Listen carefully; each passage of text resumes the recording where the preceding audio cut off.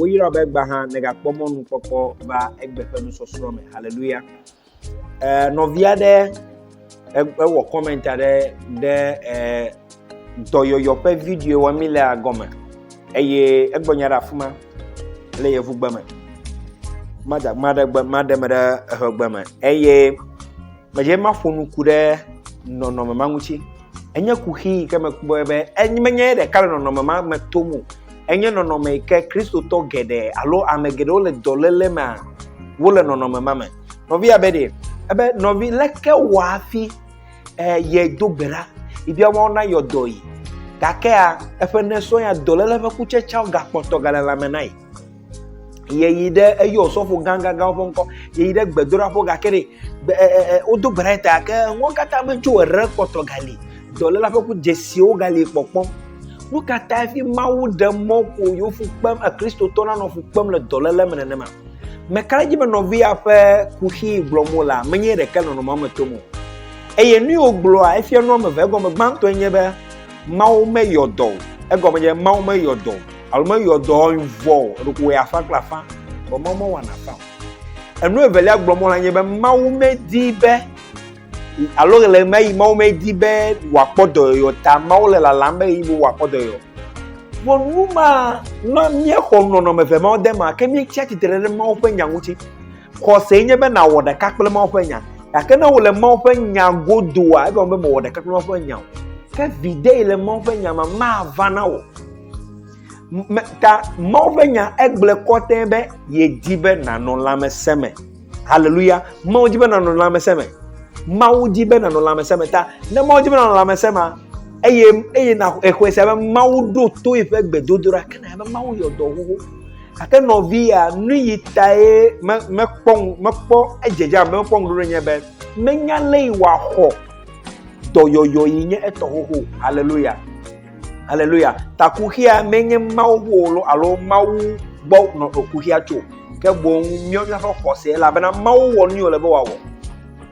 ejibe na no la mesema eke evia Yesu va ke fereta ekureta o no kai ga poto ma una wo hallelujah mio wole be mia kose ta mia yiji ta maraku majibe mia kpona na le Johannes Fagban le me Johannes Fagban eta ton Johannes Fagban gbanto eta ton wi enekple wi atonia eglobe nusi nabe miedu ajide enwula enyebe ne mie bia na le efe didinula esene mie do adire mawu didafo le miasi le mawbo elabana nusia nu mie bia na la efe didinu la onuka esene nu enye klom nyenye be mawbe didina wenye be na no la meseme tamata nglo via menye mawbe didie be na no la meseme ta nusia nu bia la efe didinu onuka esene evelia pipi wi atolia be ne mie nya be esea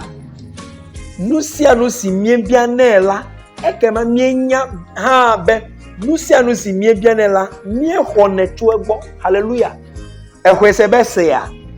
ne nya be ble didinu ehwesebe ese ha na ehwesebe se ya kana nya be nui na bia ekwe na bi webebe mie honetu egbo ebia be nui wu na bia mawdo na ho hallelujah anai mawgbo mawu de mawu yodom bebe to na me ga sro nu yo mie fia dongo ake la lotoi la mawu yodo hotalo bana degbena dolele da bia o mawu bana yodolo alo na degbena dolele ojowa meje bana nyebe mawu yodo hoho hallelujah ese ewo medo tata wenyebe na zole nui ne hoseme na hose mawu se wo uyodo a ke wo zole doyoyo me amana bia be kere ne doyoyo fa jesimao o lirele ke na wo boda nuka jie ne tu okosero hosevana to nya seseme ebe jidefo le miasi nu sie na be mie do ajide mawu edo jide mawu elabena enya be se ekane nyaji na nya kade nyaji ko awodo mawu ma dawfo la hallelujah ekade nyaji me ne ma ta enya be nya be se la egomenya be edo amu ta ne jesia delia ewonya be mawudum mawu yodo huhuta ne jesia de do moral Portugalia to nyema na gleba awo jesi menya wo no fe ya ela bena mokodo yo ho hallelujah me xɔ dɔyɔyɔ xoxo menya zɔ me dɔyɔyɔ xɔ ge o me xɔ dɔyɔyɔ xoxo me xɔ dɔyɔyɔ xoxo hallelujah kpɔɖa eɖo ŋku dzi be ɖe tame le ɖevi ma akloli nɔ ƒo ɖe nam ne mi na sukua egaɖo me atike no mi la eɖewo le akpete si me ta ne enui wotɔ nya ɖa ɖe wòku na nɔ ŋkpɔm veveve nu ka akpete si me wonɔ wode miede atikewo le atike kewo ƒle dɔgbedroaƒo miede ke gbe ɖeka ɖe kpɔ nɔnɔme tɔ ɖe ɖo teƒe aɖe enua va tsi o eʋudu afi ɖe nɔnɔme ma ta ʋu ɖeɖi kɔ va te ŋu o kama me nye ŋutɔ hã me xɔ Kristo teti koe ma me xɔ Kristo koa mekpɔ be mese be mesi le eƒe nya be Mawu yɔ dɔ mehlẽ eye menya de dzesi nya ƒoe de me ko la pro nyateƒe nye be ɖe eye mexɔ se Mawu yɔ dɔ ma mefia be hoho le nye hoho yi ke ho ɖe vokua ma bu ze ɖeka o lo gake nui mewɔe nye be Biblia ƒe afɔɖoɖoa ye wòfia mi le Kɔrintotɔ ƒe agbalẽ 2:4 ma yemekɔ nye ŋku da ɖe nɔnɔmea dzi o elabe menye nu si le dzedzem la ŋue miaƒe ŋku le o hallelujah afɔɖoɖo strategy ma nu yi dzedzem ma mee dzi miaƒe ŋku le o ke boŋ nu si mele dzedzem o la ŋue hallelujah nu yi kpɔ ta nye ƒe susu mele ŋu o no eŋue la awo me haya la menya ye wɔ me lo nyateƒe elabena Mawu ƒe nya gblẽ ɖo kpe dzi evɔ nenema la xɔ dɔyɔyɔ ma Biblia be naxɔe se ekema nakpɔ gake nye nublanuitɔ be míedzi be míakpɔe hafi axɔe se hallelujah Biblia be woayra ame siwo woxɔnɛ sena elabena ne xɔe se hafi nate ŋu akpɔe enye Kristo zɔlia be naxɔe se gbã hafi nate ŋu akpɔe ne dzi be yeakpɔe hafi axɔe se ake mezɔzɔ kple Mawu ƒe nya exɔe se be yɔ dɔ period nazɔ le me dzesi aɖe va dzesi meli o dzesi menye wò nɔƒe ya ne wò do mo ɖa menye wò nɔƒe ya le Yesu ƒe kɔme kama ŋutɔ do go ɖa menye wò nɔƒe ya dzesi menye wò nɔƒe ya lɔlɔtɔ Mawu meda alakpa ne dzesia be yaʋli kple be xɔse ƒe ʋiʋli ma xɔse ƒe ʋiʋli be enane kpɔm le Mawu ƒe nya me eye kɔ be nu yi dzɔdzɔm ɖe dziwòa mesɔ kple nya o ta na ʋli le xɔse be nu yi Mawu gblɔ la na li ɖe te be yakoe anɔ me yakoe ava me nenema wòle ma ne aʋli nenema anye wò gome ta tsesia lia le Yesu ƒe ŋkɔ me mexɔ dɔyɔyɔ xoxo mehaya megalo miagba gbɔdzodzo ke dɔlélia gale afia ne hema o ma mekɔnɔ be dɔléle ma tsesia afi ma kɔnɔ be le ne xoe sia wòadzo ɖo ŋku ŋutinya ma le Biblia me Yesu ƒe gododo ŋku agbatɔ ɖe le Mateo 9 ma le fi adre me Yesu gblɔ nɛ be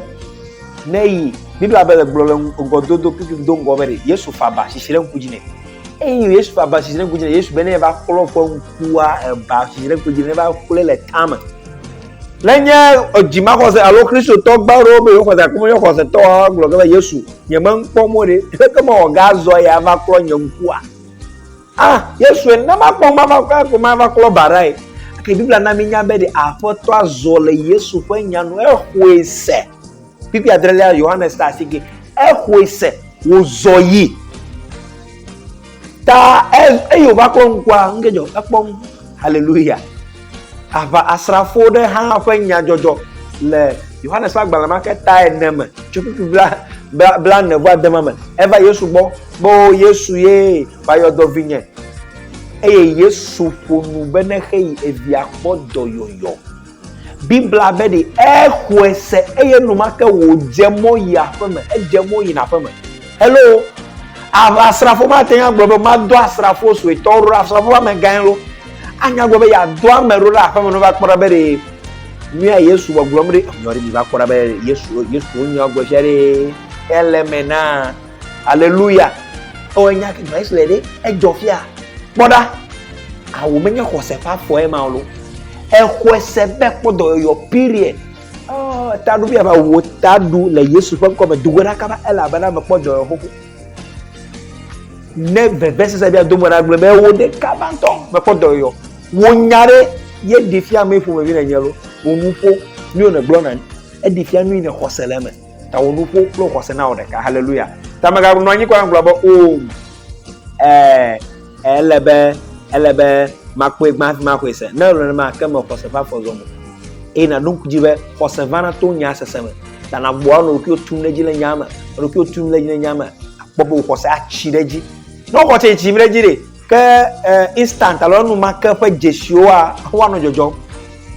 ya ka fi na do afuma atia akpobo ye tutui basere sime ipo no ejimi le tamagana tata na be akwo alo na ko ni mo no ho to ngo na ko se na zoleme nu iji na ko sa so na nema ko se fa jesie nya fo dede yo dem nele e mai de fia ba ko se lo alo ma ko se tanovi bu botroi to ko yeme na global yesu ko mo fodo yo jesie ajeje fodo yo hallelujah ma na yira be enya go makpola le ya yira ma majiba nya dogbara fofo mu sekete to me dak peno re wo dollar yata e bia be wonya na dongu se yama e fo ko se na chire ji le nya seseme le nya sosoro me le yesu kristo kon kome vovo kla la pa bo de sere na tera ha wonya na kwa pere yama me le yesu kon kome amen mo na yira e wo yira baba na me subscribe hada ko akpo be subscribe e na ma video ya flamero mo na yira o gede amen. How many minutes?